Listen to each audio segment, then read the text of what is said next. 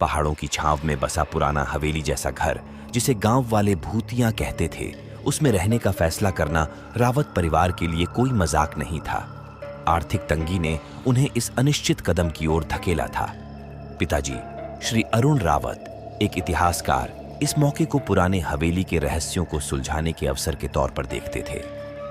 माँ जी श्रीमती मीना रावत धार्मिक स्वभाव की होने के कारण डरी हुई, परंतु परिवार के लिए मजबूत खड़ी रहीं।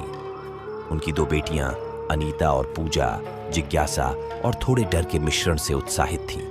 पहली रात ही अजीबोगरीब घटनाएं शुरू हो गईं। दरवाजे अपने आप खुलते बंद होते, हवा में ठंडी हवा का झोंका चलता और कभी कभी कानों में हल्की फुसफुसाहट सुनाई देती।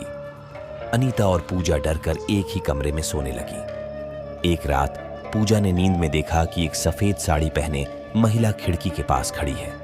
सुबह उठकर उसने अनीता को बताया, जिसने हंसकर उसे टाल दिया, लेकिन घटनाएं बढ़ती रहीं।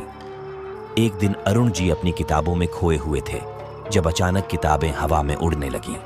मीना जी दहशत में चिल्ला पड़ी और पूजा बेहोश हो गई। अरुण जी ने तुरंत भगवान का ध्यान किया और हनुमान चालीसा का पाठ शुरू कर दिया। धीरे धीरे हरकतें बंद हो गईं और पूजा भी होश में आ गई। इस घटना के बाद अरुण जी ने गांव के बुजुर्गों से बात की। उन्होंने बताया कि हवेली में रहने वाली रानी कमलावती अपने पति की बेवफाई से दुखी होकर आत्महत्या कर ली थी। यही कारण है कि उसकी आत्मा अब भी वहां भटकती है। अरुण जी ने रानी कमलावती की कहानी पूजा और अनीता को सुनाई। उन्होंने उसे शांति देने का फैसला किया। उन्होंने रानी की तस्वीर बनवाई, उसकी मनपसंद फूल लाए और हवन किया।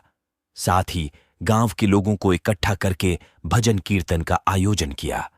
कुछ दिनों के बाद अजीब घटनाएं बंद हो गईं। शांत हवा बहने लगी और घर हल्का हल्का महसूस होने लगा। रावत परिवार को लगा जैसे रानी कमलावती की आत्मा को शांति मिल गई है।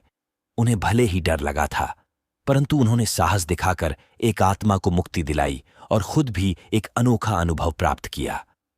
हवेली अब भी खड़ी है, पर अब भूतिया नहीं, रानी कमलावती की शांति की कहानी कहती हुई।